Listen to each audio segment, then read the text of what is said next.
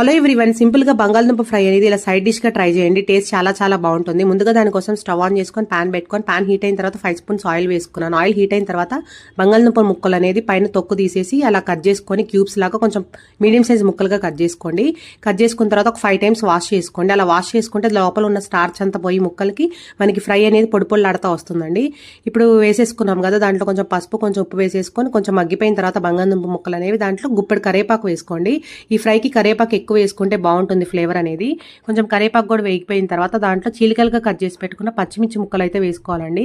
పచ్చిమిర్చి ముక్కలు అయితే ఎవరు స్కిప్ చేయొద్దు, టేస్ట్ చాలా బాగుంటుంది. దీంట్లో ఫ్రై చేసుకుంటే సైడ్ డిష్గా నంచుకుంటే కూడా బాగుంటుందండి మిర్చి అనేది. ఇలా ఇప్పుడు మనకి పచ్చిమిర్చి కూడా మగ్గిపోయినాయి కదా, మగ్గిపోయిన తర్వాత దాంట్లో గుప్పెడు జీడిపప్పు పలుకులు వేసుకోండి. మీరు ఫ్రైడ్ రైస్గా కూడా చేయొచ్చండి. ఇదే ప్రాసెస్లో లాస్ట్లో రైస్ యాడ్ చేసేసి పిల్లలకి లంచ్ బాక్సెస్లో కూడా పెట్టేయచ్చు.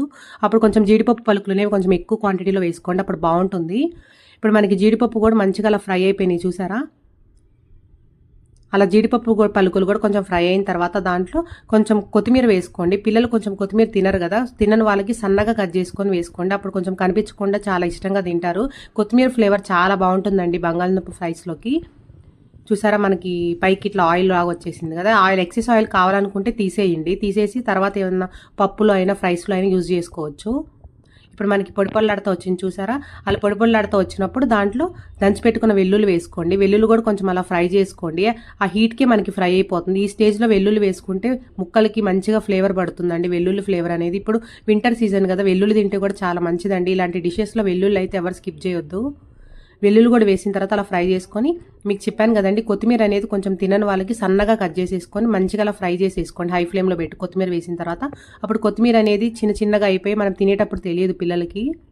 ఇప్పుడు కొత్తిమీర కూడా వేసిన తర్వాత అలా ఫ్రై చేసుకొని దాంట్లో ధనియాల పొడి జీలకర్ర పొడి అయితే వేసుకోండి. ఎవరు స్కిప్ చేయొద్దండి. ధనియాల పొడి జీలకర్ర పొడి వేసుకోవడం వల్ల ఈ ఫ్రైకి ఇంకా ఎక్స్ట్రా ఫ్లేవర్ యాడ్ అవుతుంది. ఇప్పుడు ధనియాల పొడి జీలకర్ర పొడి వేసుకొని ఒకసారి ఫ్రై చేసేసుకున్నాం కదా. ఇప్పుడు కొంచెం ఫ్లేమ్ అనేది హైలో పెట్టేసుకోండి.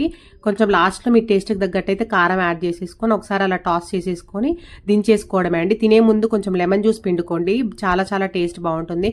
అంతే అండి, టేస్టీ పొటాటో ఫ్రై అయితే రెడీ అయిపోయింది. సైడ్ డిష్గా ఇదైతే పర్ఫెక్ట్ డిష్ అండి. ఒకసారి ఇలా ట్రై చేసి ఎలా కుదిరింది అయితే నాకు కామెంట్ బాక్స్లో చెప్పండి. Thank you so much for watching. Please like, share and subscribe my channel.